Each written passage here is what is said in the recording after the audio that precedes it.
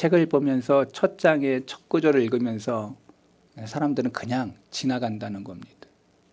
그런데 오늘 빌립보서 1장 1절의 이 말씀은 오늘 우리에게 많은 것들을 생각하게 하는 말씀이라는 것을 저와 여러분들 같이 나누고 싶은 거예요.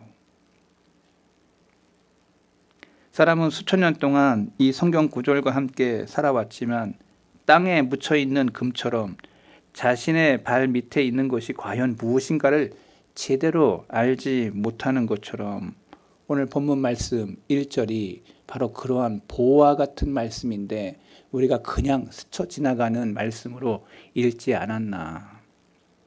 오늘 본문 1절을 자세히 살펴보면 바울이 말하고자 하는 바를 깊이 저는 나누고 싶은 겁니다. 사도 바울이 감독과 집사들 앞서 성도들을 언급하고 있다는데 저와 여러분들이 주목해야 됩니다. 자, 볼까요? 이렇게 시작합니다. 자기를 이렇게 소개해요. 그리스도 예수의 종. 이렇게 종이라고 써 있지만 사실은 이 종이라는 말이 돌로스라고 써 있는데 슬레이브, 노예라는 뜻입니다. 노예. 종이라는 뜻은 조금 더 올라가는 거죠. 슬레이브. 그래서 종, 이 노예인 바울과 디모데가 그리스도 예수 안에서 빌립보에 사는 가장 중요한 첫째 단에 뭘 얘기하고 있습니까? 성도, 세인트라고 써 있어요. 성도를 먼저 앞세우고 있습니다. 여러분, 우리가 누가 누구에게 사람들이 많을 때 가장 높은 사람부터 가장 낮은 사람까지 이렇게 이름을 적어요. 마찬가지로 사도 바울의 이 눈의 시각을 보면 성도들이 맨 앞에 있어요. 잘 보세요. 그리고 누구에게? 교회의 감독들과 그 다음에 집사들에게 편지한다 라고 말하고 있어요. 우선순위는 명확합니다.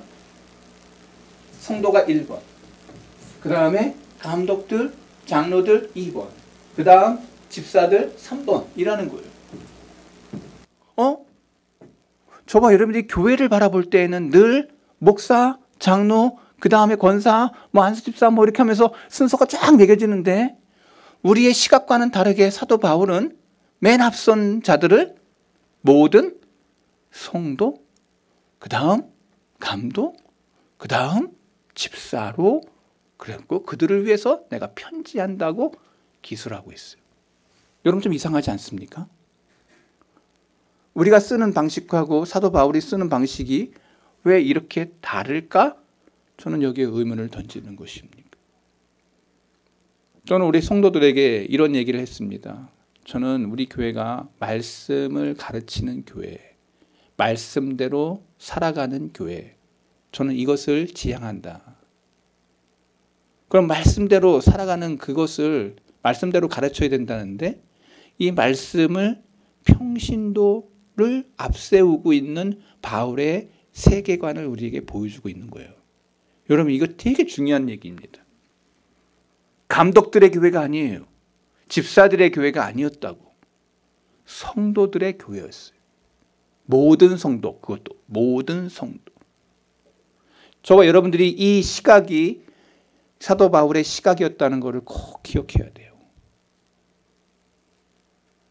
바울은 빌립보 교회에 편지를 할 때 사역자 앞에 평신도를 먼저 앞세우고 있습니다. 그는 첫 번째 자리에 세례 교인들을 먼저 두고 있습니다. 여기서 성도란 세례 받은 자를 말하는 것입니다. 주님을 나의 주, 나의 하나님으로 고백한 자들을 앞세우는 것입니다. 어떤 자들은 입교죠. 어떤 자들은 세례죠. 세례와 입교는 같은 것입니다.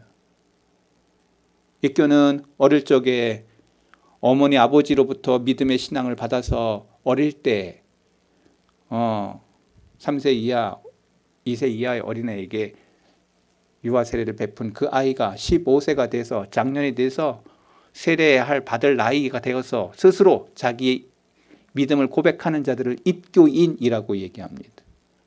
그 세례 날서 14세부터 15세에서 나는 내 입술로 예수님을 나의 주, 나의 하나님으로 고백하는 사람에게 세례를 베풉니다. 어릴 때 세례를 받았냐, 14, 15세 때 받았냐, 이게 중요한 게 아니고 내가 예수님을 나의 주, 나의 구원자, 나의 재판장, 나의 판단자, 나를 죄에서 구원할 자라고 믿는 자들이 성도라는 거죠. 저와 여러분 다 세례 받았어요? 저와 여러분은 다 어디에 속한 사람들이에요? 성도. 여기를 봐야지. 여기를. 성도에 속한 사람들인 것이. 저와 여러분이 성도에 속한 사람들이에요. 그래서 평신도에 대한 권리와 의무라는 이 중요한 주제를 저와 여러분들이 조금 생각해 보려고 합니다. 내가 지금 평신도, 성도라면 내가 지금 성경이 말하고 있는 그 위치가 뭔지는 내가 알고 신앙생활을 해야 되잖아요. 첫 번째 시간으로 사도들의 시대 교회 평신도들의 주인은 어떠했을까? 자, 우리가 성경대로 들어가 보자. 사도들 시대, 지금부터 2000년 전 예수님 구름 타고 승천하시고 난 이후 예루살렘 교회가 어떻게 시작이 됐고 그 구성원들은 누구였으며 그들은 어떤 지위에 있었을까? 지금 2000년 후 저와 여러분들의 위치와 그때 그 당시에 평신도들의 위치를 어떻게 좀 생각해 보자는 거지. 아, 왜 이 시대에 그거를 물어? 우리 목사님 되게 올드하게 얘기하시네. 그게 아니고 Who am I? 나 누구냐? 내가 어디로 가냐? 저와 여러분이 철학적인 그런 물음이 여러분들에게 물을 때가 있어요. 나는 뭘 해야 되냐? 여러분, 사람이 고통을 당할 때 난 누구고 내가 어디로 가고 내가 지금 뭐 해야 되고 이런 뭔가 띵한 어떤 그런 것들이 올 때 자기 자신을 바라보는 시각이 오는 거예요. 그 절대 나쁜 게 아니에요. 여러분이 고통이 자기를 더 크게 만든다는 거 기억하셔야 돼요. 사랑을 해본 사람은 사랑의 아픔, 쓴 아픔을 견뎌야 그 진짜 사랑을 할 수가 있는 거예요. 풋사랑을 안 해보고 그냥 사랑이 되는 게 아니에요. 사랑도 훈련이 돼요.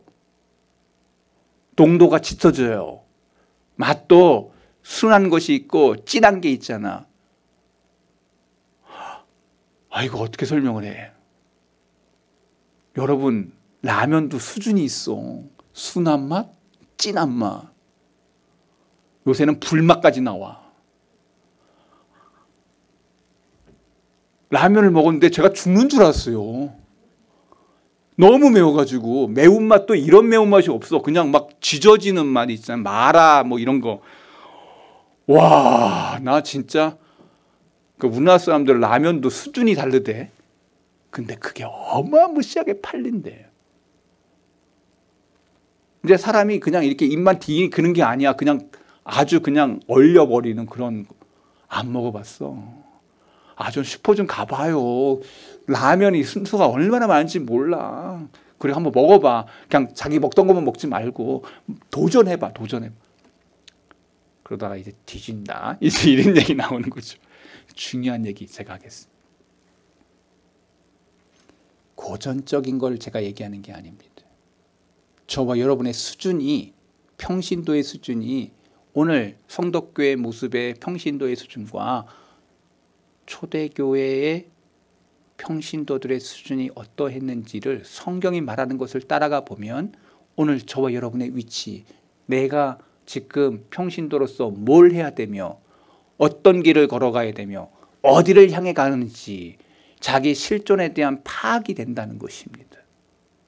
본 게 있어야 자기가 스스로 깨닫게 돼요. 아는 것만큼 보입니다. 보는 것만큼 알게 됩니다. 제가 이번에 그 가가지고 내가 깨달은 거예요.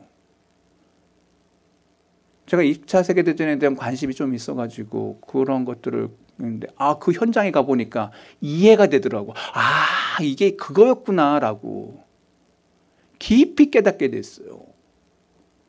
보는 것만큼 알게 됩니다. 아는 것만큼 보입니다. 그러니까 저와 여러분 여행 갈 때 열심히 그것에 대한 걸 연구하면 많이 보입니다.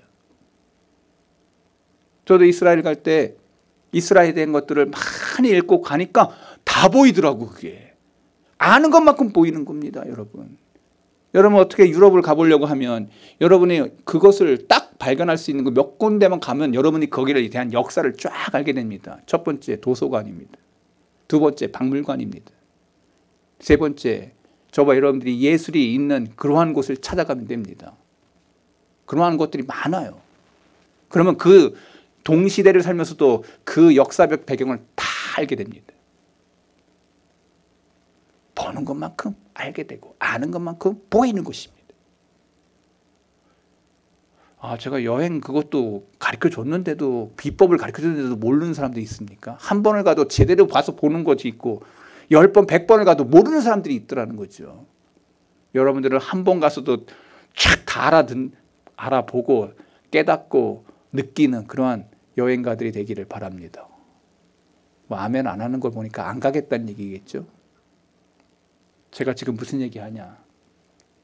다시 1세기 평신도들, 초대교회의 성도들의 평신도들의 위치가 어떠했는지를 살피면서 우리 교회를 살펴보자는 것입니다. 내 위치를 살펴보자는 것입니다. 내가 지금 잠자고 있는지 깨어 있는지를 보자는 것입니다. 우리 목사님은 그냥 좀 자꾸 생각하게 한다. 여러분 지금 설교 잘 듣고 있는 겁니다. 생각하게 한다. 그냥 줄줄줄줄 이야기거리로 여러분 해가지고 그래서 슬픈 얘기하면 다 그냥 칵칵 걷고 그런 거 말고 생각을 해야 돼. 내 영혼에 대해서 생각을 해야 돼. 내 양심에 대해서 찔림이 있는지 안 있는지를 생각해야 돼요. 그리고 내가 지금 가는 길이 맞는지를 생각해야 돼요. 그래서 제 설교는 쉬운 설교라고 생각하지는 않습니다. 쉬운 설교를 하니까 되게 사람들이 빠듯빠듯해지고 좋아지긴 하는데 어려운 설교를 하니까 다들 자더라고요. 오늘도 몇 사람 재울 것 같은 분위기지만 한번 해보려고 합니다. 우리 모두 사도들의 시대를 떠올리면 로마, 고린도, 에베소, 데살로니가, 예루살렘 교회를 찾아가 보면 우리가 성경이 가르쳐주는 진리를 저와 여러분들이 따라가게 됩니다.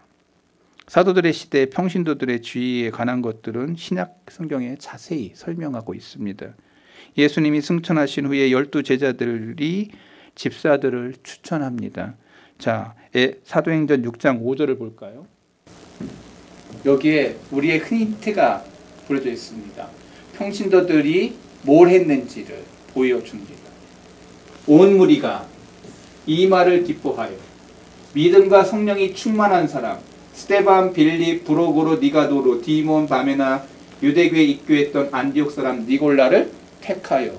여기 저와 여러분들이 한국말 하지만 주어 그 다음에 동사를 찾아보면 이 단어는 한마디로 딱 연결이 됩니다. 주어 온 무리가, 동사 택했다. 온 무리가 택했어. 누가 누구를 택하는가 보십시오. 감독들이 택한 게 아닙니다. 사도들이 택한 게 아니고 온 무리가, 온 성도가 누구를 택했어? 스데반, 빌립, 브로고로, 니가노로, 디몬, 바메나, 니골라를 선택하고 있습니다. 누가? 여기서 온 무리 누구요? 성도가 기도하고 이 집사들을 선택하고 있어요. 그 한 사람 한 사람은 기도하는 사람입니다. 그 한 사람 한 사람은 예수님을 나의 주, 나의 구원자로 믿는 사람들입니다. 그 사람들이 기도하고 선택하고 있습니다. 많았어요. 근데 선택하고 있습니다. 뭐 한 사람? 믿음이 있다고. 이 한 사람이 그 사람을 바라보면서 그 사람은 믿음이 있어. 그 사람은 내가 보니까 성령이 충만해. 내가 보니 그 사람은 하나님 앞에서 바로 서 있는 사람이야 라고 그 기도하고 느낀 점을 선택하고 있습니다. 누가? 성도가, 평신도들이, 그 평신도의 시각이 그것을 선택하게 했다는 거예요. 제가 직설적으로 좀 표현한 것입니다. 오늘 우리가 공동회의를 할 때도 여러분 내 시각으로 바라보는 게 아니에요. 하나님이 볼 때 정말 우리 성도교회 정말 이 사람이 필요한 사람입니까? 라고 기도하고 믿음의 눈을 가지고 성령 충만하여 그 사람을 선택하는 것입니다. 이 사람은 무리뿐만 아니라 이러한 사람들 한 사람의 한 사람이 믿음의 사람인지 성령이 충만한 사람인지를 보는 것입니다. 그러니까 성도들 한 사람 한 사람은 다 믿음의 눈, 성령의 충만함을 가졌기에 또 선택할 수 있었던 거라고 저는 믿습니다. 이상한 시각이에요? 아니요. 그 무리들이, 그 성도들이 그 믿음의 사람들, 성령이 충만한 사람들을 선택하고 있는 것입니다. 성경에 보면 120문도가 한자리에 마가다락방에 모여서 기도했습니다. 그들은 성령이 그들 가운데 한 사람 한 사람 머리 위에 임했습니다. 그들은 그 성령의 충만함을 받고 그 자리가 불의 용광로와 같이 놀라운 역사가 일어났습니다.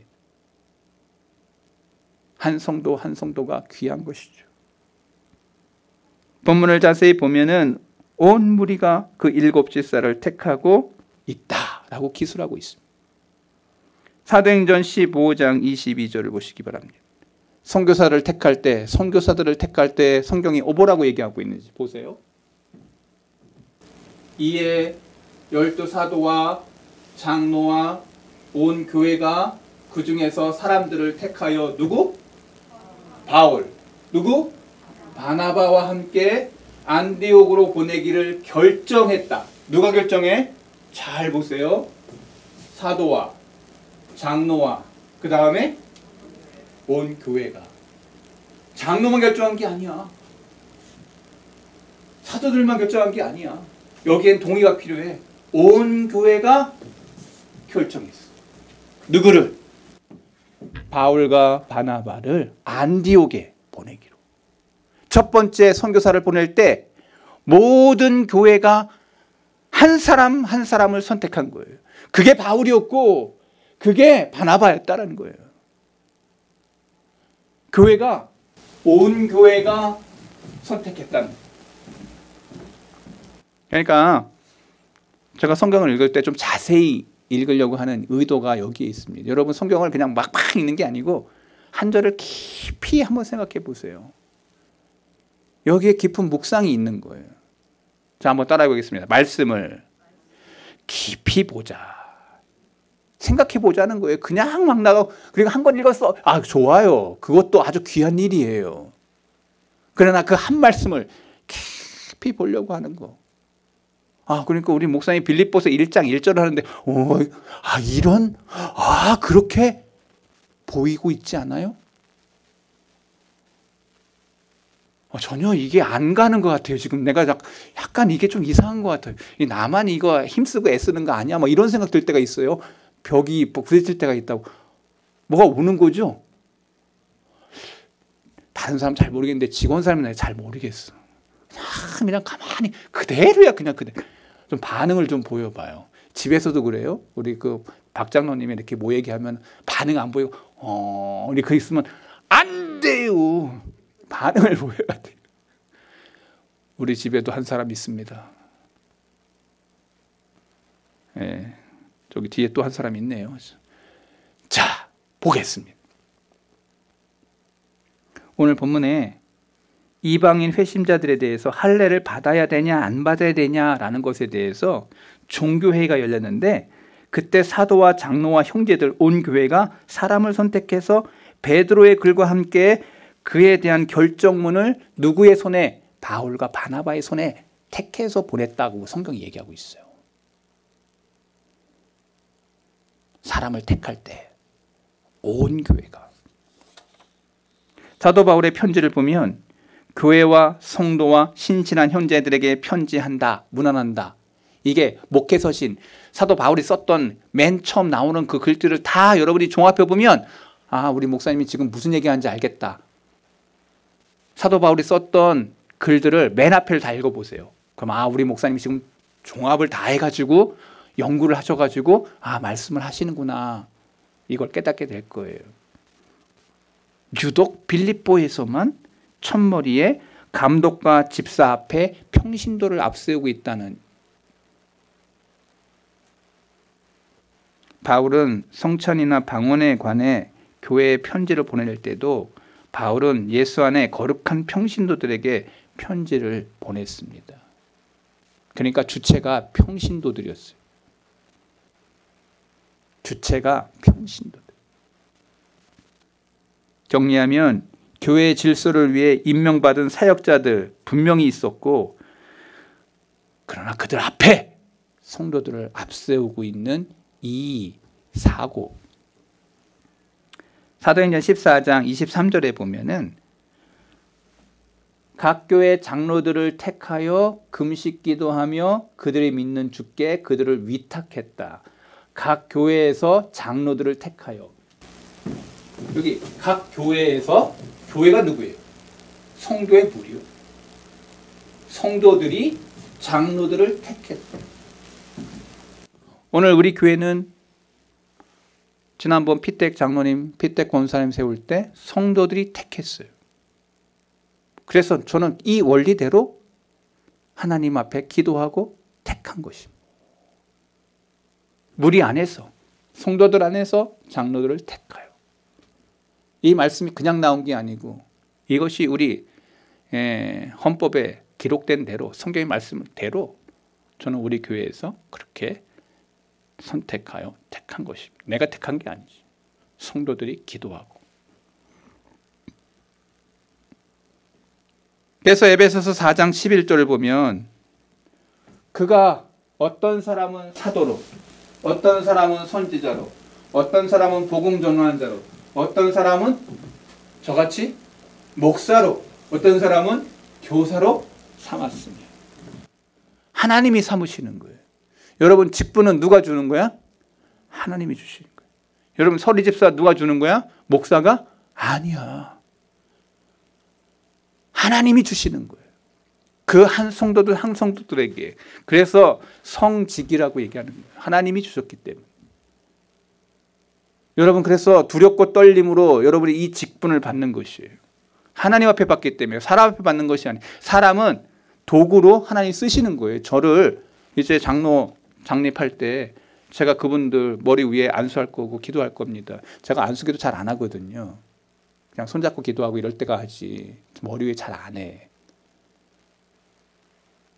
그러나 성경은 얘기하고 있어. 안수기도 하라고. 저는 하나님의 도구로 가서 기도하는 거죠. 권사님들도 안수받게 해달라고 막 이러는 사람들이 있는데 저는 그냥 기도만 합니다. 법대로 하는 거예요. 어떤 임직실 갔더니 권사도 막 이렇게 하더라고. 나오래. 그리고 목사님이 막 이렇게 해주더라고. 저 불법인데. 그러니까 안수하라고 나와 있지 않아요. 성경대로 하는 거잖아, 우리는. 여기서 남녀 평등 얘기해야 되지 않겠습니까? 라고. 이제 여자 목사들도 세워야 되지 않겠느냐고. 저는 여자 목사에 대해서 할 말이 많습니다. 제가 아무리 읽어봐도 성경에 여자 목사 세웠다고 하는 말이 나와 있지 않습니다. 사도 바울 당시에도 그렇게 브리스길라 아굴라 하면서 많은 여인들이 나오지만 그들을 사역자로 삼았다고 말이 나와 있지 않습니다. 성경의 원리는 헤드십이에요. 질서. 남자에게 여자에게 하나님이 주신 권세가 달랐어요. 그래서 여자들은 잠잠하라. 그리고 집에 가서 남편에게 배우라. 저는 이 원리가 성경의 원리예요. 그런데 지금 이 시대에 많은 이제 문화가 다르고 이제 좀 여권 신장이 되고 그러니까 그 성경의 원리를 제끼고 이제는 세상이 하는 것처럼 똑같이 동등하게 그것을 하라. 성경 아무리 제가 읽어봐도 질서의 하나님이 아담을 만드시고 하와를 만드셨지 그 질서, 그 여성 저거를 비하하는 그런 게 아니에요. 성경은 질서를 얘기하고 있다. 질서를 역행하는 곳마다 어떤 일이 벌어졌는지를 성경은 말하고 있어요. 순리를 순리대로 쓰지 않을 때 어떤 일이 벌어졌는지를 얘기하고 있어요. 그게 로마서에 가장 더럽고 추한 일이 벌어지지 않습니까? 남자가 남자로 성적인 그런 것이 일어나고 여자가 여자로 그러한 것이 일어날 때 어떤 일이 벌어졌는지, 그게 소돔과 고모라였다고 성경은 말하고 있어요. 거기에 유황불의 역사가 일어났어요. 원리를 깨는 것은, 질서를 깨는 것은 하나님이 원하시는 방식이 아닙니다. 저 같은 사람이 다 죽어야 여자 목사 안수 세우겠죠? 조만간에 우리 총회도 곧 나올 것 같은 그런 분위기입니다. 좀 저는 생각이 많습니다. 제가 성경을 읽는 관점이 다른 건지 잘못된 건지 여러분들이 성경을 읽어보시면 알 거라고 저는 믿습니다. 성경의 정신이 무엇인지, 세상에 그것을 따라 성경을 바꾸려 하는 자들마다 어떤 일이 벌어지는지를 저는 여러분들에게 꼭 무서워하시기 바랍니다. 삼천포로 갔습니다. 다시 돌아가겠습니다. 디모데후서와 디도서에서 사역자들을 세우는 그 모든 원리를 성경이 말하고 있습니다. 그러나 어느 도시의 지방이나 교회라고 하면 바로 평신도를 의미하는 것입니다. 그들이 성직자들, 오직 교회의 종으로만 기술하고 있습니다. 그 성직자를 세울 때 꼭 그들이 투표했어요. 제가 14년 전에 여기 성도교회 올 때도 여러분이 투표했습니다. 여기 최봉규 목사를 우리 교회 담임 목사로 세우겠느냐고 여러분들이 기도하고 했습니다. 저는 그것에 대한 반응으로 예, 감사합니다. 하나님의 뜻인 줄 알고 여기 있겠습니다. 여러분, 저와 여러분들이 선택하는 것 얼마나 어려운지 여러분은 알 겁니다. 여러분들 삶 속에서 남자, 여자 만날 때 그 선택의 기로에 많이 서지 않습니까? 여러분 학교 가는 문제도 그렇지 않습니까? 모든 것들이 다 선택 아닙니까? 가장 좋은 선택이 하나님 앞에 있습니다. 그러니 저와 여러분 기도해야 되는 것이죠. 교회에 분란이 일어나지 않으려면 사람을 잘 세워야 됩니다. 그것도 성경에서 말하는 것처럼 믿음의 사람, 성령의 사람을 세워야 됩니다. 내 눈에 보기에 저 사람 지위가 높고 세상에 뭐가 이런 거 보지 말고 그 사람의 믿음이 어떠하냐, 그 사람의 신앙이 어떠하냐, 그의 입술로 고백하는 것이 예수 그리스도요, 십자가요, 은혜요, 하나님의 사랑이요, 참다운 섬김이요, 참다운 하나님의 사람이라고, 예수님 가장 많이 닮았다고. 여러분, 우리가 세상적인 시각으로 자꾸 교회가 그렇게 사람을 세우니까 교회가 썩어버려 버렸어요. 교회가 망하고 있어요. 한국교회 얼마나 썩어진 냄새가 납니까? 망가진 냄새 납니까? 강단이 그래서 강단이 아니야. 이제는 완전히 콘서트장이 됐어. 이제는 완전히 하나님 기뻐하시는 그러한 장이 아니야. 열린 예배 드린다고 하면서 찬양 열심히 불렀는데 말씀 하나도 기억이 안 나. 소리 외치고 저걸 했는데 나에게 나오는 것은 공허함이야. 내 영혼에 찔림이 없고 내 영혼에 어떠한 그러한 것이 없어. 여러분, 진짜가 무엇입니까? 바른 예배가 무엇입니까? 바른 심령이 무엇입니까? 말씀 앞에 내가 서 있을 때 그때 내 영혼이 드러납니다. 내 죄된 속생함이 속된 것들이 드러납니다. 나의 더럽고 추한 양심들이 드러납니다. 나의 속사람의 벌거벗음을 드러냅니다. 그것 속에서 하나님의 치유가 있습니다. 그것 속에서 하나님의 만져주심이 있습니다. 하나님의 위로가 있습니다. 하나님의 일으키심이 있습니다.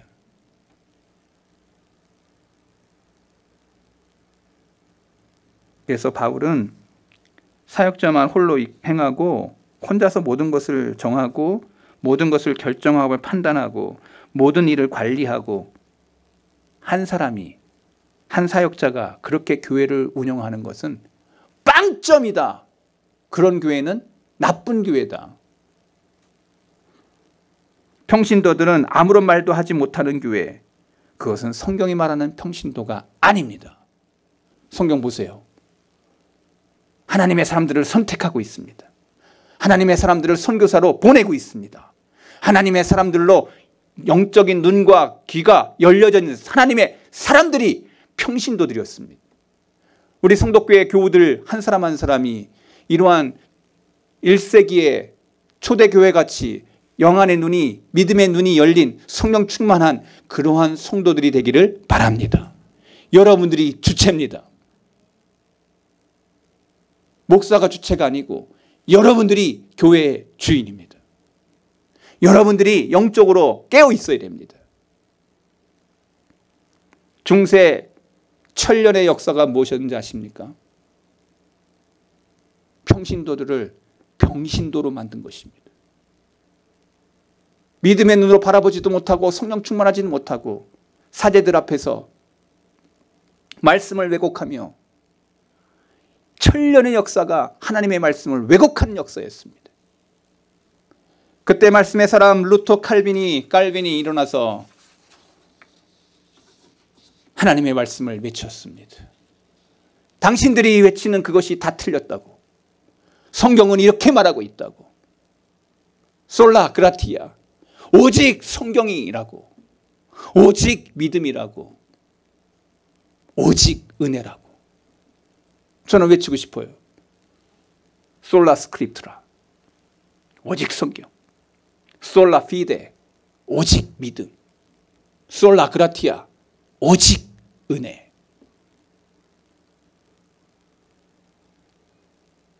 그때 로마 캐톨릭이 뒤집어진 거예요. 말씀을 앞세우니까 이길 수가 없어. 얼마나 많은 사람들이 그 자리에서 복음 들고 복음의 전사가 되어 로마 캐톨릭과 싸울 때 얼마나 많은 순교자들이 일어나는지 모릅니다. 저는 이런 사람 되게 싫어합니다. 역사를 모르는 사람은 싫어합니다. 제가 이렇게 뭐 신부라고 그러고 뭐 여긴 큰 집이라고 그러고 로마 캐톨릭은 큰 집이라고 그러고 여기는 작은 집이라고 하면서 서로 잘 지내야 되는데 저는 치가 떨리는 얘기입니다.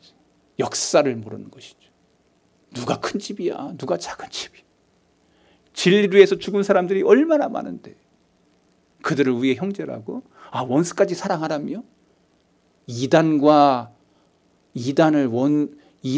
원수 이단과 함께 짝지우라고 성경 말하고 있지 않거든요. 그래서 똑같은 그 옷도 혼용해서 하지 말라 그랬잖아.